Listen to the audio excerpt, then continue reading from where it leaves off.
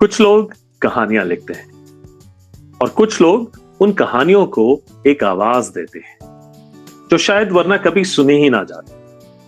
आज parallel lives के इस पहले एपिसोड में हम मिल रहे हैं एक ऐसी लेखिका से जिन्होंने सिर्फ आर्मी लाइफ को जिया नहीं बल्कि उसे लफ्जों में संभाला। Vandana Yadav, writer, poet, motivational speaker और सबसे बढ़कर मिलिट्री लाइफ के इमोशनल पहलुओं को समझने और समझाने वाली एक गहरी आवाज।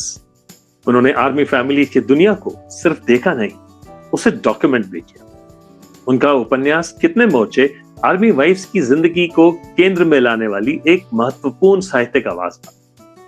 सैनिक पत्नियों की डायरी और सैनिक पत्नियों की कथा और व्यथा, इनके माध्यम से उन्होंने उन औरतों की कहानियों को सामने लाया जो खुद एक साइलेंट सर्विस करती रहीं और अपनी किताब पंजा के जरिए आर्मी लाइफ को एक बिल्कुल अलग नजरिए से देखा और पेश किया। आज हम बात करेंगे सैक्रिफाइस की, लोनलीनेस की, आइडेंटिटी की, रेजिलियंस की और उन जिंदगियों की जो यूनिफॉर्म के पैरेलल चलती रही हैं। मैं हूं टिप्सी वधावा और आप देख रहे हैं पैरेलल लाइव्स।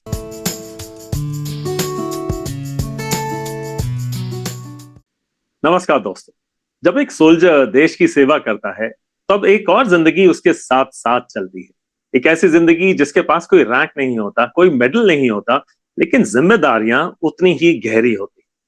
हर पोस्टिंग के साथ घर बदलता है, हर ऑपरेशन के साथ एक डर साथ चलता है और हर यूनिफॉर्म के पीछे होती है एक और कहानी।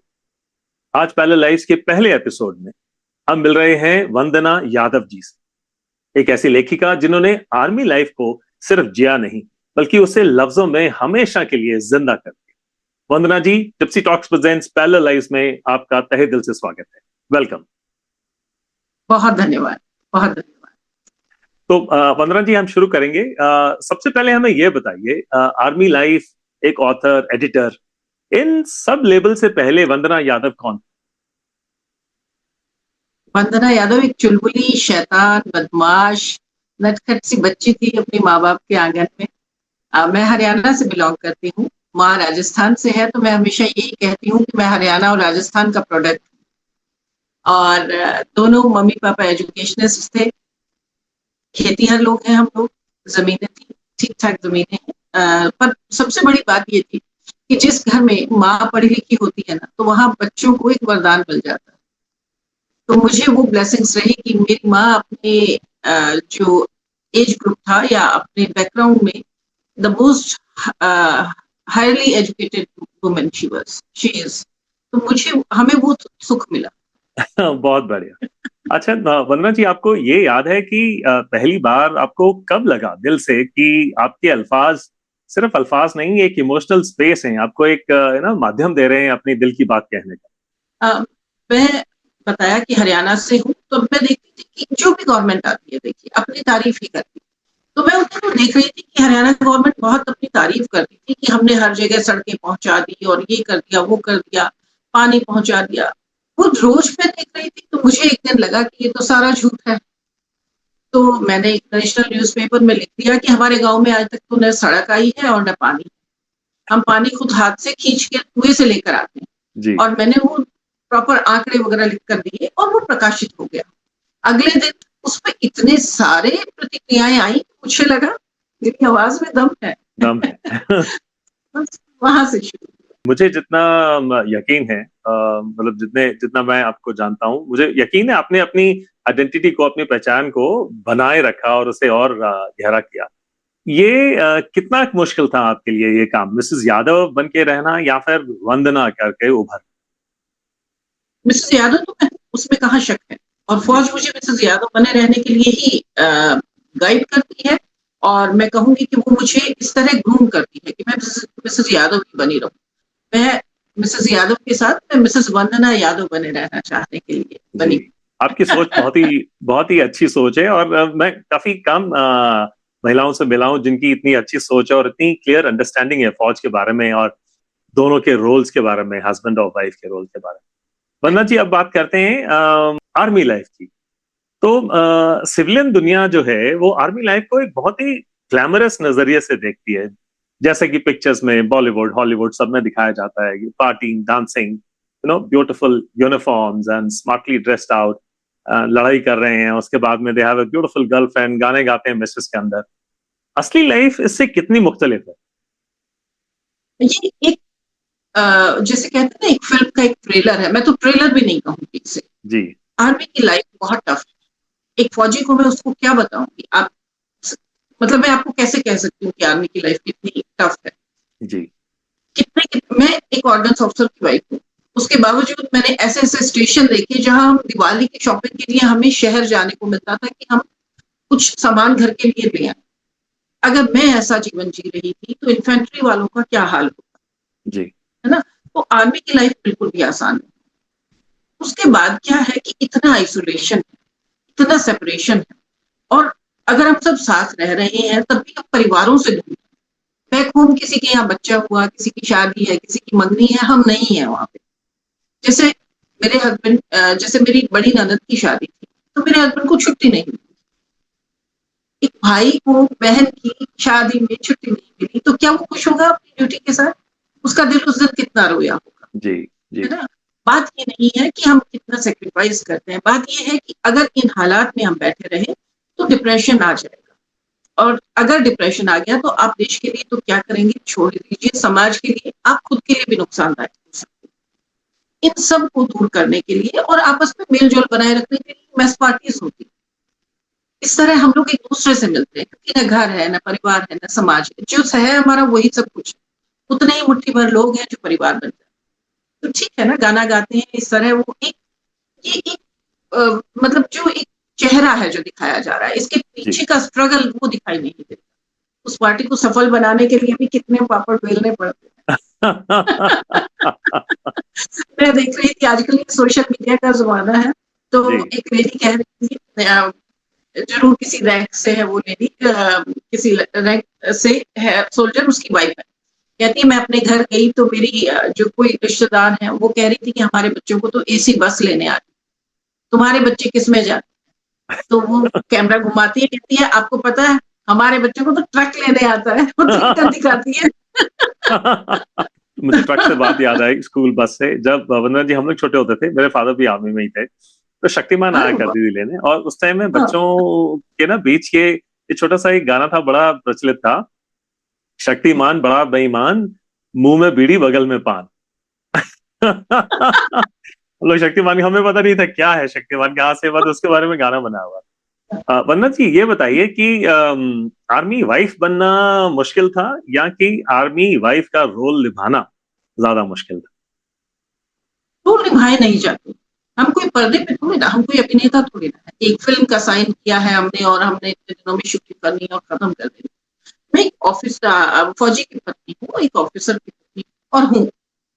इसके साथ मेरे पास बहुत सारी ड्यूटीज जुड़ जाती है। देखिए मैंने अभी भी थोड़ी देर पहले कहा कि ये तस्वीर का एक चेहरा था, हमारे पास बहुत बड़ा एक जीवन है ना। सैनिक की पत्नी होने के इतने सारे ड्यूटीज हैं कि हम दूसरी महिलाओं का भी ध्यान रखते हैं। उसके साथ जो लोग हमारे साथ नहीं जुड़ पाते हैं, हम उनके घरों में जाते हैं, उनको निकाल के लाते हैं कि कहीं वो अकेली ना रह जाए। जी। हम ये आप जानते हैं, सेना पूरे देश की बानगी रखती है। कोई पूर्वोत्तर से है, कोई दक्षिण भारत से, लैंग्वेज प्रॉब्लम होती है। कभी कभी कॉन्फिडेंस हम इसलिए लूज कर जाते हैं कि घर वाले तो हमेशा ही नाराज, यहाँ तो अपना कोई है ही नहीं। तो वो बिल्कुल। अलग तरह का एक अलग डिप्रेशन, तो उनको जाके घरों से निकाल के लाते। इस बीच में मैं भी तो हूँ, मेरी गृहस्थी भी है, मेरे भी घर वाले हैं जो नाराज होते होंगे जब हम नहीं पहुंचते। बहुत सी चीजें देखिए, अभी तो मैं एक तस्वीर का एक रूप दिखा रही, क्या मालूम कि मेरे हस्बैंड की भी कुछ अपेक्षाएं हो जहां मैं खरी ना उतर रही। हो सकता है कि हर बार, क्योंकि हम लोग वेलफेयर में बिजी रहते हैं, है ना, हो सकता है हर बार मैं अपने बच्चों की अच्छी मम्मा साबित ना होती। तो बिल्कुल। ये सब जब होता है ना तो हम इतने मेंटली, फिजिकली, इमोशनली ऑक्यूपाइड रहते हैं। तो बिल्कुल। मैं सैनिक की पत्नी हूँ और मैं वो रोल नहीं निभा रही, वो एक जीवन है जिसे मैं जी रही। बिल्कुल। एंड मतलब मैं मुझे बड़ा गर्व है कि मैं एक सैनिक की पत्नी रही। मैं सैनिक बनना चाहती थी, बस थी, नहीं बन पाई, पर मैंने परोक्ष रूप से, इनडायरेक्टली देश की जो सेवा की एक सैनिक की पत्नी की होने के नाते मुझे उस पर बड़ा गर्व है। And I really feel proud. Excellent ma'am, बहुत बहुत अच्छा। और जिस तरह से आप बयान करती हैं अपने इमोशंस को, वो काबिले तारीफ। अब मुझे ये बताइए, आपने इमोशन की बात की वंदना जी, क्या आर्मी वाइफ्स को इमोशनली स्ट्रांग खुद ही बनना पड़ता है या फिर परिस्थितियां उन्हें स्ट्रांग बनने पर मजबूर कर देती? अ, देखिए, जब मेरी सगाई हुई, हमारे मैं हम दोनों एक दूसरे से परिचित नहीं, है ना? ये एक परिवार की तरफ से किया गया रिश्ता था, तो तभी से मुझे एक तरह की ग्रूमिंग मेरे अपने एटमॉस्फेयर ने शुरू कर दी। मुझे तो बहुत अकेला रहना पड़ेगा, फौजी तो बाहर ही रहते हैं, है ना? वो आएँगे छुट्टी पे मेहमान की तरह। अच्छा, मैं शादी होके आई तो मैं ये सब देखती रही।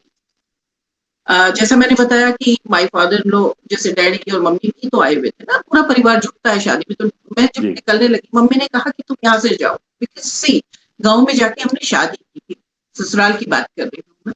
मम्मी-डैडी गाँव में रहते थोड़े ना, तो मम्मी ने कहा तुम जाओ और हम बाद में आएँगे। तो सब कुछ वाइंड अप करके सॉर्ट आउट करके आना।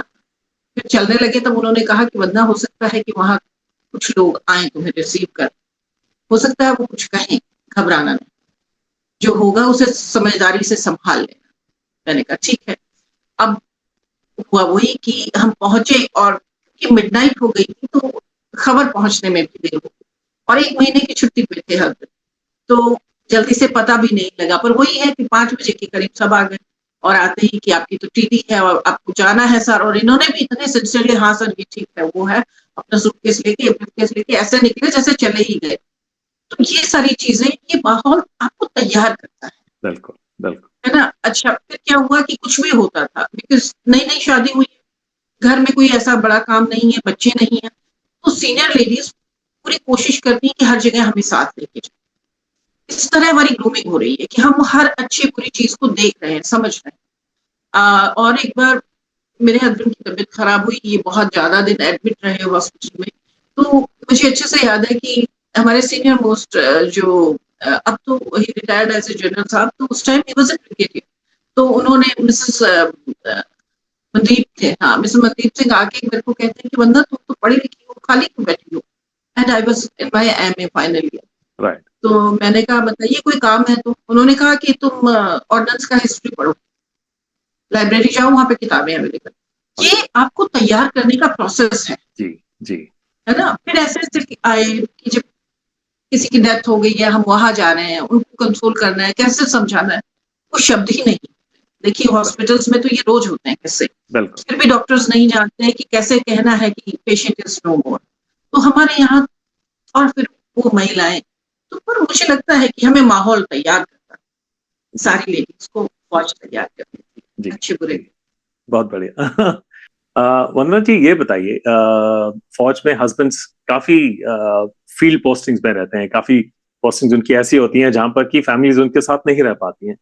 तो इस मौके पर घर का क्या सीन होता है और घर में जो इमोशनल कमांड होती है वो आपके हाथ में आती है, तो किस तरह का तजुर्बा है उसके बारे में हमें कुछ बताइए।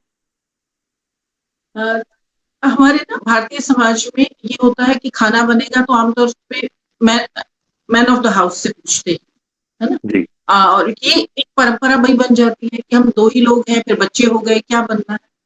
सबसे पहला असर जिस दिन हस्बैंड पोस्टिंग जाता है ना, क्या बनना है, मैं सच में बता रही हूँ, हर लेडी बौखला जाती है कि यार ये सारे डिसीजन क्या बनना है, इस द सबसे छोटा डिसीजन ये भी मुझे जी। लेना है।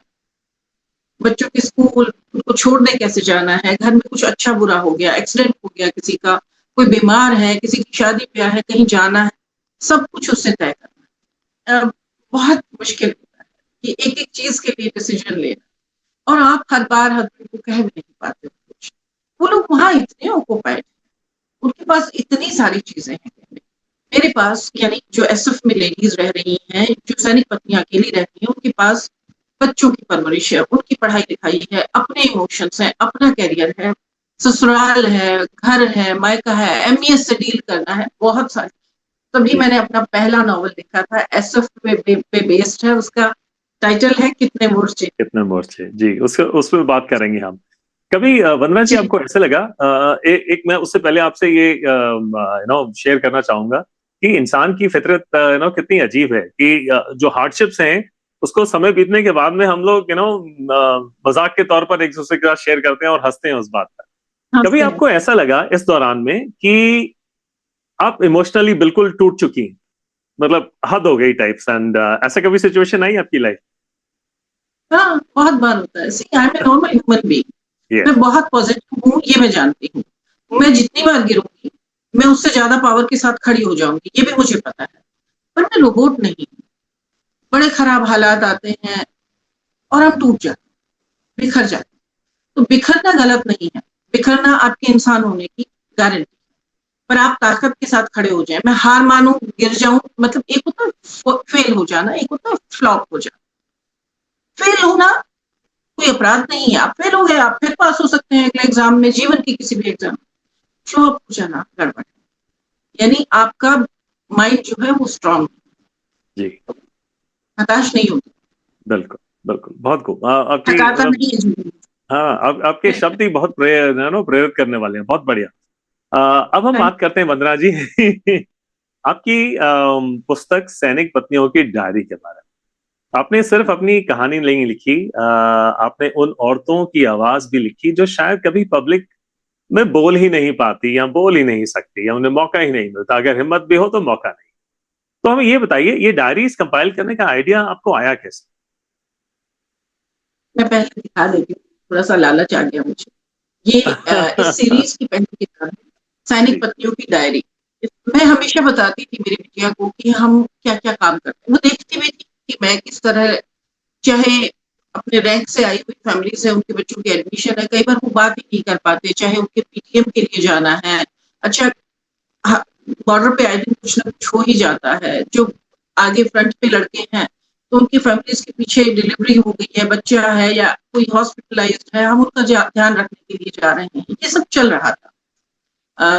मैं बता रही थी बिटिया को किस तरह कारगिल के टाइम पे मैंने क्या क्या ड्यूटीज की, क्योंकि तब छोटी बिटिया बहुत छोटी थी। बड़ी बिटिया भी कहाँ, अपना फर्स्ट में ही गई थी शायद, या एलकेजी में थी। ऑपरेशन पराक्रम के टाइम पे भी ये लोगों ने देखा मुझे काम करते हुए।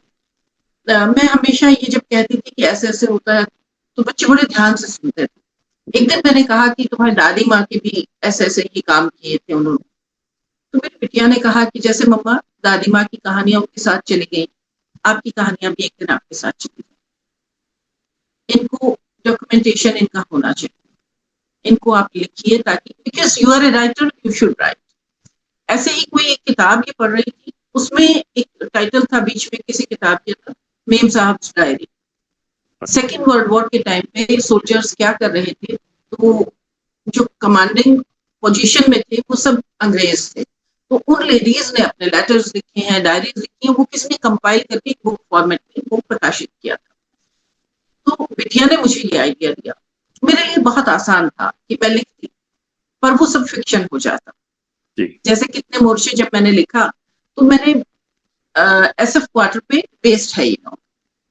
अगर मैं ही लिखती सबका, तो या तो मुझे उनसे सबसे परमिशन लेनी पड़ती, और या फिर मैं उनसे फिक्शन लिखती। तो ये आइडिया आया कि इन सबकी ओरिजिनल डायरीज लेनी चाहिए, तो वहां से ये डायरीज आई। कोई ऐसी डायरी एंट्री जो आप अभी भी आपको डिस्टर्ब करती है, वो जो आप हमारे साथ शेयर करना चाहेंगे व्यूअर्स के साथ?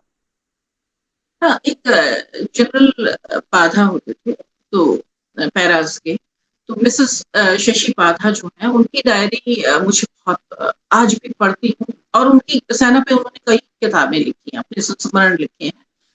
क्योंकि 71 का वॉर जो था, मेरे जन्म से पहले था। उस समय की फौज, उस समय उन्होंने किस तरह जीवन जिया, किस तरह लड़ाई, और वो जम्मू की है।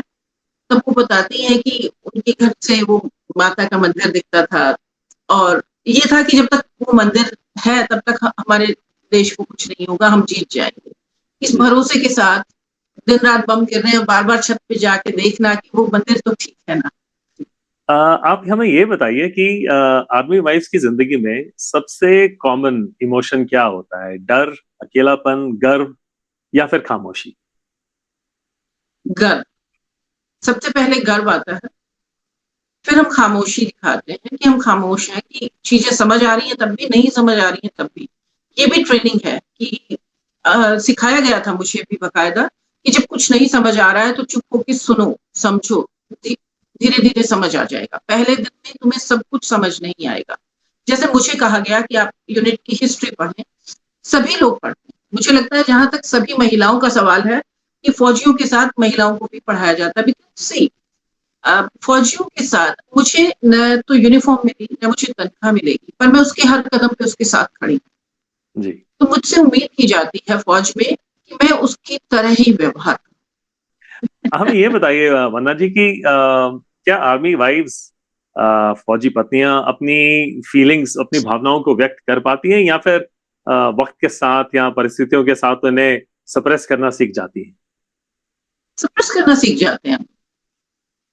क्योंकि देखिए, जो स्ट्रगल मेरा है, वही दूसरी लेडी का भी है। 19-20 का फ़र्क है, बाकी कहानी सबकी एक बराबर है। जी, जी। क्योंकि हम लोग मिडल क्लास या अपर मिडल क्लास से आए हुए लोग। अगर हम लोग अमीर होते तो हम बिज़नेस वालों के घर से पैदा हुए होते और बिज़नेस में ही हमारे हस्बैंड्स। हम लोग सर्विस क्लास लोग हैं। हम सबके और फौजियों की तनख्वाहें एक जैसी। फौजियों को सारे लोगों को सुविधाएँ एक जैसी मिली हैं। घर मेरे को भी मिला है, घर आपको भी मिला है, घर उसको भी मिला है। तो मैं नया क्या करूँ? हमारे बच्चे एक जैसे स्कूलों में पढ़ते हैं।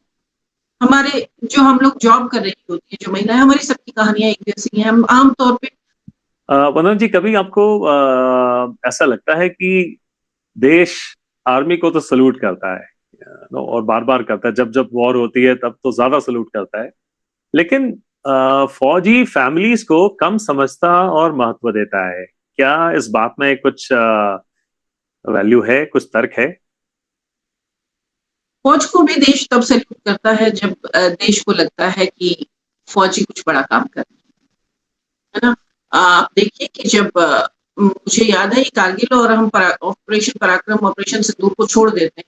जब कश्मीर में बाढ़ आई तब जब ह्यूमन ब्रिज बनाया फौजियों ने, उनके ऊपर से लोग चल-चल के गए अपनी जान बचाने के लिए, तब वो फ़ोटो शेयर होती है। जी। अगर कोई बच्चा बोरवेल में गिर जाता है, फौजी अंदर जाते हैं टनल बना के, वहाँ से वो बच्चे को निकाल लाते हैं, तब वो तस्वीर शेयर होती है। क्या वो सब करने के लिए क्या एक आम आदमी कर सकता है? नहीं कर सकता बिल्कुल, है, क्योंकि बिल्कुल। उनकी वो ट्रेनिंग है, वो रोज़ अपने शरीर को तपा रहे हैं इस तरह। पर उनको जितनी जगह मिल रही है, उतनी जगह भी महिलाओं को नहीं। जबकि मैं ये देखती हूँ कि आप लोगों से हमारे स्ट्रगल थोड़े कम तो हैं, पर बिल्कुल खत्म हो जाते हैं ऐसा नहीं। हमारी एक छवि बन गई है कि मीर साहब कितने मीर बिल्कुल ठीक। साहब हैं हम लोग, मुझे नहीं मालूम। वो उन लोगों का दिया, ब्रिटिशर्स का दिया हुआ टैग है कि मीर साहब है। हम लोगों को जीवन मतलब हमारे सबकी ट्रेनिंग इस तरह रही कि हमें ये मुस्कुराहट नहीं जाती हमारे चेहरे से, माथे पे शिकन नहीं आता हम लोगों को। हम सबसे खराब हालात में भी निकलना चाहते हैं। पर हाँ, हमें उतना वैल्यू नहीं मिलती। अ, अब हम बात करते हैं आपके उपन्यास कितने मोर्चे के बारे में। आपका नॉवल कितने मोर्चे हिंदी साहित्य में आर्मी वाइफ की जिंदगी को केंद्र बिंदु बनाने वाला पहला उपन्यास माना जाता है। कितने मोर्चे सिर्फ टाइटल नहीं लगता।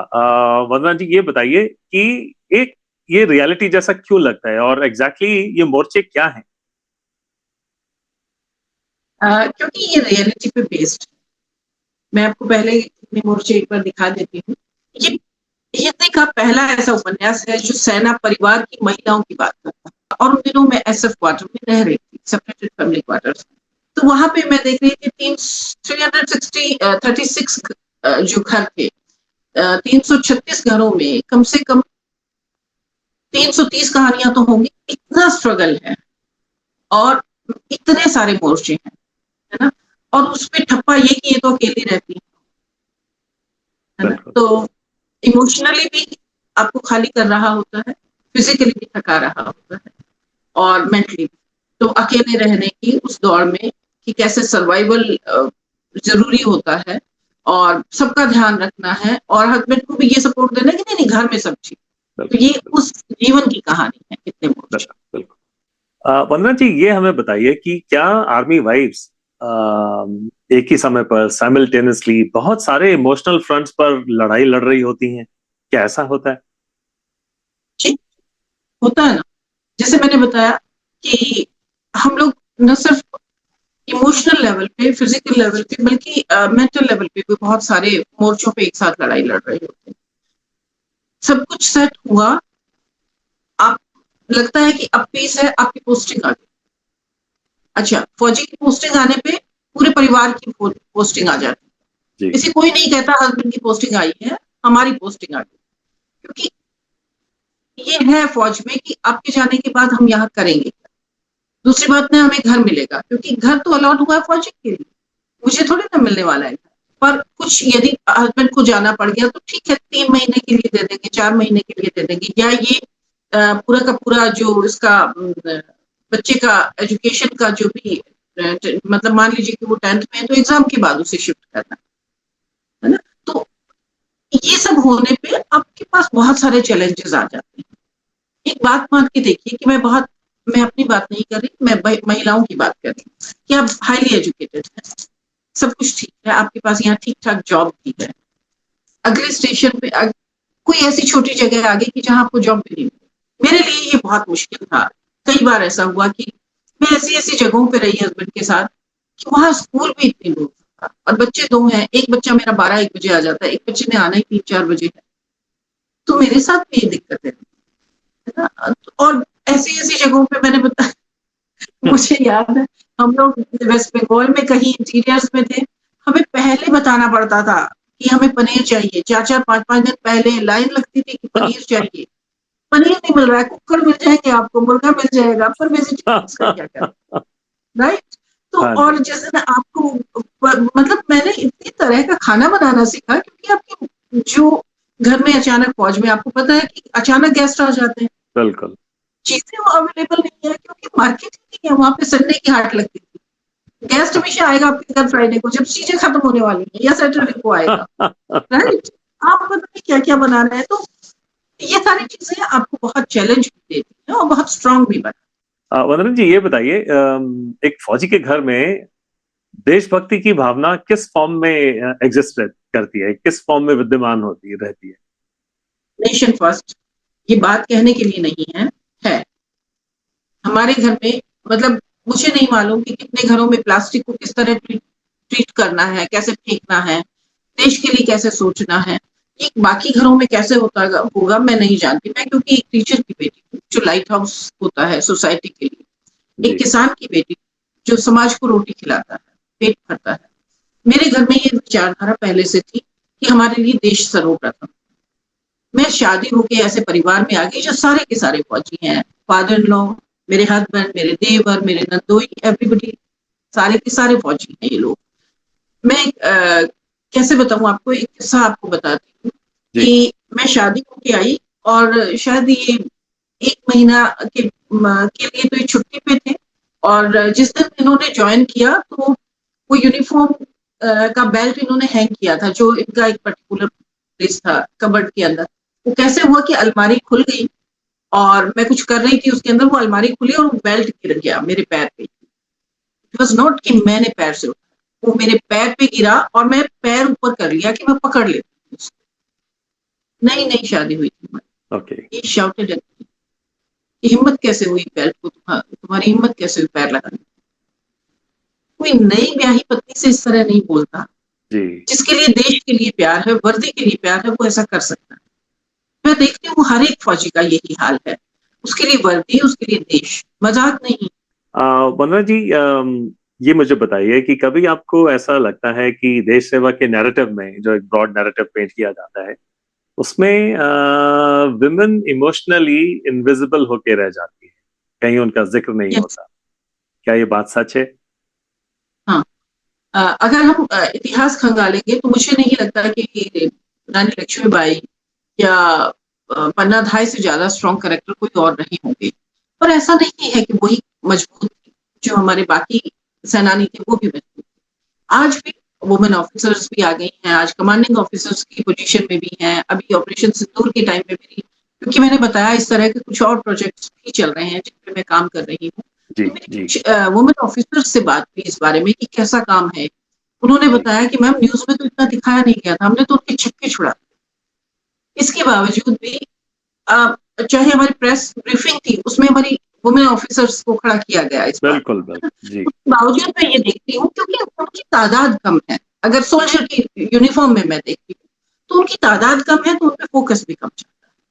हाँ, अगर मैं नॉर्मल बात करूं कि सैनिक और उनकी पत्नियों पे, तो हमारे पे तो ध्यान ही नहीं। हम जितना भी कर लें ये हो जाता है कि हम पति के लिए कर रहे हैं या हम पति के यूनिट बिल्कुल के लिए कर रहे हैं, बिल्कुल उतना बिल्कुल। ध्यान नहीं जाता। नहीं, बहुत अच्छा। ये जो आप काम कर रही हैं, आपकी आई थिंक पुस्तकों के द्वारा, उपन्यासों के द्वारा आप जनता का ध्यान आकर्षित कर रही हैं एक बहुत ही इम्पोर्टेंट पहलू के ऊपर, जो लोगों को समझना चाहिए अपने मासेस को। आर्मी एनवायरनमेंट में वफादारी के असली मायने क्या है आपके अनुसार? वफादारी एक दूसरे का साथ न छोड़ना और हर हाल में एक दूसरे का साथ देना। मैं इसका एग्जाम्पल इस तरह दे रही हूँ कि जब कारगिल के समय पे मैं पठानकोट में मेरे हस्बैंड की पोस्टिंग आई, और इससे पहले कि मैं जाके नेक्स्ट डे स्कूल में अप्लाई करती, उसी दिन शाम को सोशल इवनिंग थी, और मुझे जिस तरह भी उन्होंने अपने आप को कंडक्ट करते हुए देखा, स्टेशन कमांडर की वाइफ ने मेरे से थोड़ी देर बात की, और अगले दिन मुझे सुबह सुबह फोन आ गया जीएस ब्रांच से कि ऐसे ऐसे आवा और का जो वोकेशनल ट्रेनिंग सेंटर है और काउंसलिंग सेंटर है, और उन दोनों को आपने देखना है, और जो यहाँ पे आशा स्कूल है उसको भी, जब मैडम यहाँ नहीं रहेंगी तो आप नहीं देखेंगे। एक लेडी उस स्टाफ में, उसने मुझे बताया कि मैम जी मेरे हस्बैंड की सबसे पहले गई थी कारगिल में, और ऊपर जा रही थी तो सबसे ज्यादा कैजुअलिटी उन्हीं की हुई, क्योंकि इनको पता ही नहीं था कि लोग कहाँ कहाँ बैठे, उन्होंने गोलियां मारी।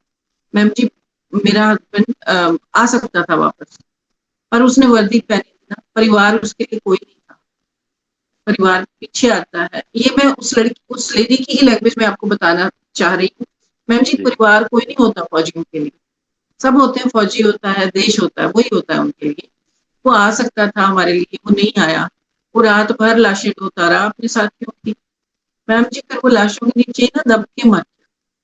अब मैं नहीं समझ पाई इस बात को कि ये क्या कह रही है। बाद में मुझे पता लगा कि वो अपने जो साथी थे उनकी, जो जितने शहीद हुए उनको पीछे नहीं छोड़ के आते फौज में, आप जानते हैं ये बात। जी वो उन्हें लाता रहा, एंड इट वाज नंबर 32, 32 लोगों को वो लेके आया, जिसमें कुछ बहुत बुरी तरह इंजर्ड थे जो बाद में शहीद हुए, और कुछ फिर इनकी यूनिट को मूव कर दिया पीस में, क्योंकि इनके पास मैन पावर नहीं बची। उसके साथ वाले लोग बताते हैं कि रातों को उठ के चिल्लाता था, साहब जी मैं आ रहा हूँ, साहब जी मैं आ रहा हूँ, इस तरह करके। एक्चुअली उसको प्रेशर उसने ज्यादा ले लिया एंड ही डाइड। तो वो कहती है कि मेरे हस्बैंड ना लाशों के नीचे दब के मर गया। उसको जितना कम पढ़ी लिखी है, उसकी जो लैंग्वेज है मैं उस हिसाब जी से बता जी जी ये लॉयल्टी जी कि कुछ भी हो जाए, न मैंने बड़ी को छोड़ना है, न मैंने तिरंगे को। मैं बताती हूँ, रेजांगला वॉर से कौन नहीं वाकिफ है। तो रेजांगला की जो सर्वाइवल, 4 लोग थे, अब तो 2 बचे हैं। तो कैप्टन रामचंद्र जी से मैं मिलने गई, उनका इंटरव्यू लेने के लिए उनके घर गई। उन्होंने दिखाया उनके यहाँ से गोली लग के इधर से निकल गई है, इस जगह से। जी और वो बता रहे थे, कहते मैम जी ऐसे ऐसे मेजर शैतान सिंह को गोली लगी, और तब मैंने देख लिया था कि उनकी नस वो जनाब उन्होंने चेक की कि नस चल रही थी मैडम जी। और मैम जी मैं उन्हें लेके, फिर कहता रास्ते तो थे नहीं, बर्फ गिर गई थी चारों तरफ, मैंने अपनी बेल्ट से उनकी बेल्ट बांध ली, और उस बेल्ट को बड़ा करके आपस में लपेट लिया और उनको कस के बांध लिया, और मैं बर्फ में फिसलते फिसलते नीचे आया उनको लेके। मैंने बोला क्यों आप उसको लेके आए? कहता तिरंगा लपेट लिया मैंने अपने चारों तरफ। तो मैंने कहा क्यों किया आपने ऐसा? कहता मैडम जी तिरंगा और कमांडिंग ऑफिसर, यही तो पहचान होता है। बिल्कुल तो बिल्कुल अगर साहब को उठा ले जाते, पता नहीं वो क्या क्या उगलवा लेते। बिल्कुल। और साहब की सांस चल रही थी। फिर कहता जब मैं नीचे आया तब सांस चल रही थी, फिर मैं बताने गया, कहता वो भी बुरी तरह इंजर्ड थे, उनकी गोलियां लगी हुई थी। फिर कहता वो 2-2.5 किलोमीटर और नीचे था। फिर मैंने साहब जी को पेड़ की टिकाया तो साहब नहीं रहे। तो आप ये सोचे कि किस तरह क्या जज्बा है आप लोगों के जी अंदर। बिल्कुल तो हर बार सलाम करती हूँ, हर बार बिल्कुल मतलब बिल्कुल नतमस्तक हो जाती बिल्कुल है ये वाली। बिल्कुल बिल्कुल। वंदना जी, अगर आप कंफर्टेबल हैं तो क्या आप हमें एक छोटा सा एक्सर्ट पढ़ के सुना सकती हैं पंजा से? मैं बहुत छोटा सा अंश लूंगी। सबसे पहले ये कि मैं थोड़ा सा परिचय दे देती हूँ कि ये किस बारे में है। ये मैं अंश पढ़ने से ही पता लग जाएगा। पहले पहले मुझे यह सोचना ही अजीब लगता था कि दिन रात हमारे साथ रहकर भी इंसान ने कभी हमारी बोली समझने की कोशिश क्यों नहीं की। हैरानी अब भी होती है कि अगर ये लोग थोड़ी भी कोशिश करते तो हमारी अनजान दुनिया के रास्ते इनके लिए खुल जाते। मगर इंसान तो फिर इंसान ठहरा, जिससे डरता है उन्हीं से सीखता है। जिन पर अधिकार कर लेता है, उनको डराने में जुट जाता है। पालतू बना लिए गए जीव-जंतुओं को वह अपने अनुकूल बनाने में लगा रहता है ना? आगे भी बहुत कुछ है, बस मैंने ये इतना सा आपको बताया कि ये उपन्यास किस बारे में है। जी, जी, अब मैं इसका अंश पढ़ती हूँ। जी, हाँ, कि ट्रेनिंग ने मुझे परफेक्ट बना दिया था। कम से कम मुझे तो ऐसा ही लगता था। वैसे भी सारा खेल कॉन्फिडेंस का होता है। मुझे खुद पर भरोसा था कि अगर मुझे टारगेट को काबू में करना है तो मैं कर सकता हूँ। लेकिन आपके पीछे खड़े लोगों को भी तो आप पर लेकिन आपके पीछे खड़े लोगों को आप पर भरोसा ना हो, तब वही होता है जो उसने हुआ। उसे हर बात याद थी, जो उसके जीवन में बड़ी घटना के तौर पर दर्ज है। इसके साथ वह बातें भी उसे नहीं भूलती, जिनकी गवाह वह पहली-पहली बार बना था।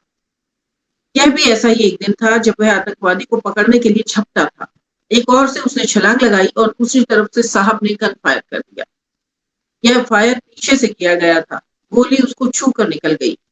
वह खुद बाल-बाल बचा, मगर इसके बाद जो हुआ, इससे पहले वहाँ ऐसा किसी ने कभी नहीं सोचा होगा।